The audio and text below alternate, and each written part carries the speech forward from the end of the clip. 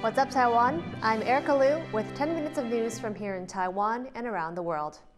Paraguay's president has praised a Taiwanese project that helped his country launch its first credit guarantee system for women. Mario Abdo Benitez is in Taiwan on a state visit. He made the comments on Wednesday at a forum in Taipei celebrating women's empowerment. Benitez thanked Taiwan's government for its economic help for women in nations like Paraguay that have diplomatic ties with Taiwan. Taiwan's President Tsai Ing-wen also attended the event. She said Taiwan will continue to support women's empowerment. 提供创业所需要的咨询和资源，进一步鼓励支持更多的女性实现创业的梦想。这些计划有助于女性经济自主、工作条件的改善，更能够培养出更多的成就感。 Taiwan's search and rescue team returned home on Wednesday afternoon. They were in Turkey to help with the rescue and relief efforts. Taiwan has been one of the biggest supporters of the victims of the Turkey and Syria earthquakes. TaiwanPlus reporter Bing Wang was at Taiwan's main international airport. After 9 days, the Taiwanese search and rescue team has finally returned back from Turkey. The team, consisting of 130 members and 5 dogs, arrived here at Taiwan's main international airport by charter flight from Istanbul.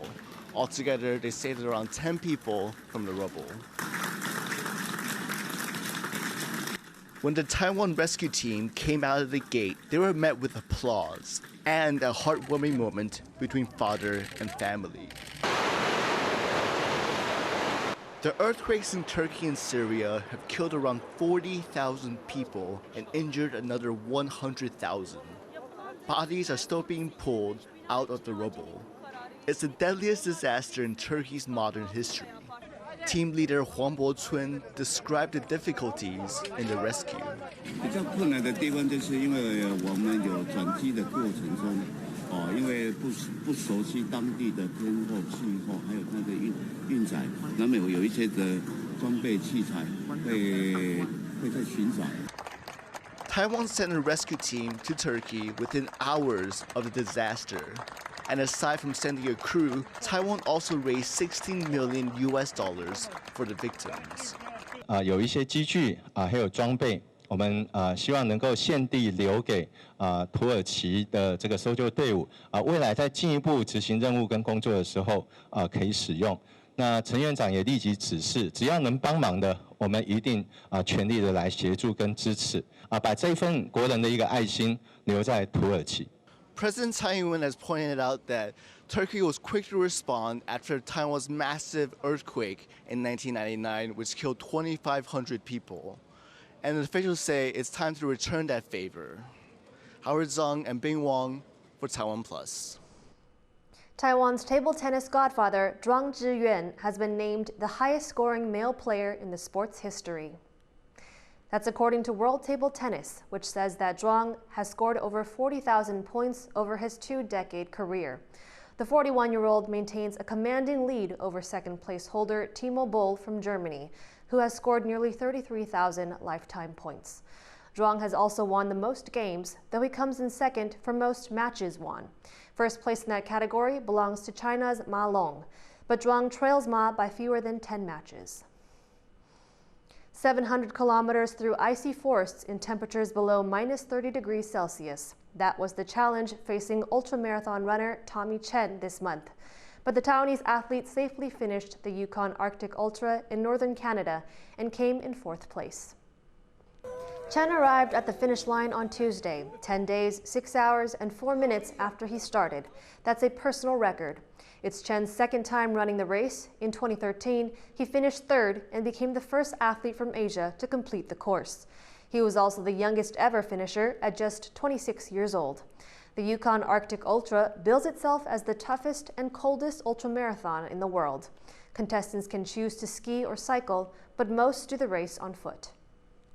The Makatao are an indigenous group in southern Taiwan.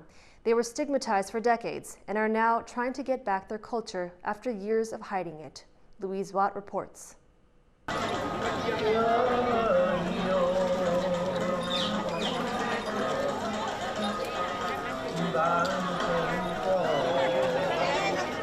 For years, this Indigenous festival in southern Taiwan was held in secret because the Makatao were once stigmatized as uncivilized.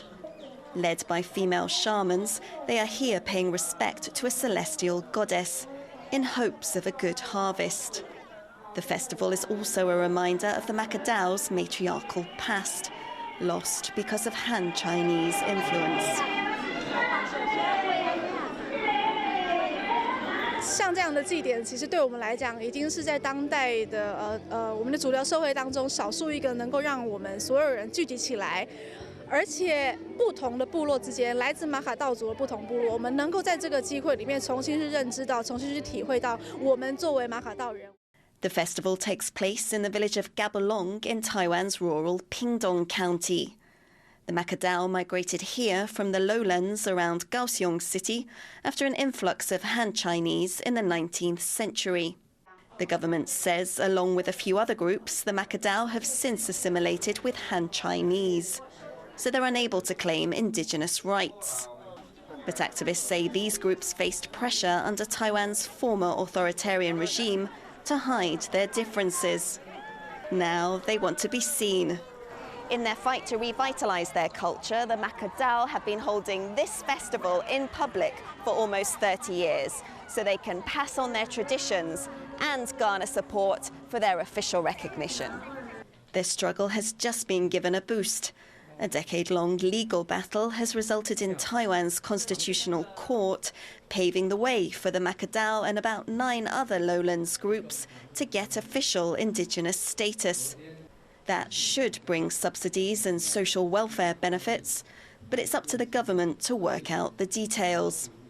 Representatives from other unrecognised groups are here too, including University Professor Chunting Ganai from the Babuza in Taiwan's central Nantou County.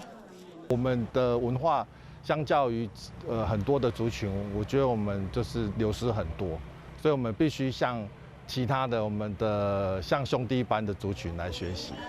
It's hard to say how many Makadao and other Plains people there are today. Around 50,000 were registered during the Japanese era, which ended in 1945. Today, it is largely the mountainous, more isolated indigenous tribes that are officially recognized. The government says they've been better able to preserve their cultures. Now, a new generation of activists is picking up the mantle for the Plains groups. This festival for our people is really important because it's a mark of cultural preservation.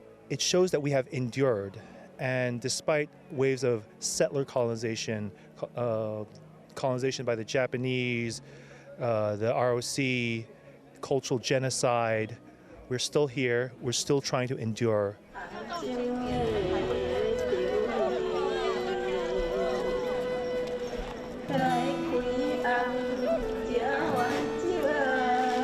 This festival ends with villagers drinking rice liquor and holding a feast for good fortune.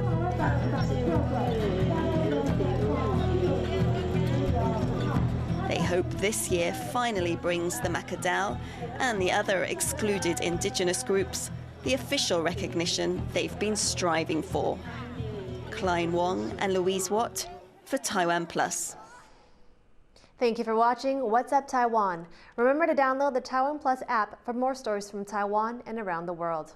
Finally today, we leave you with images of koalas at Taipei Zoo doing what they do best, being adorable. I'm Erika Liu. Take care and see you next time.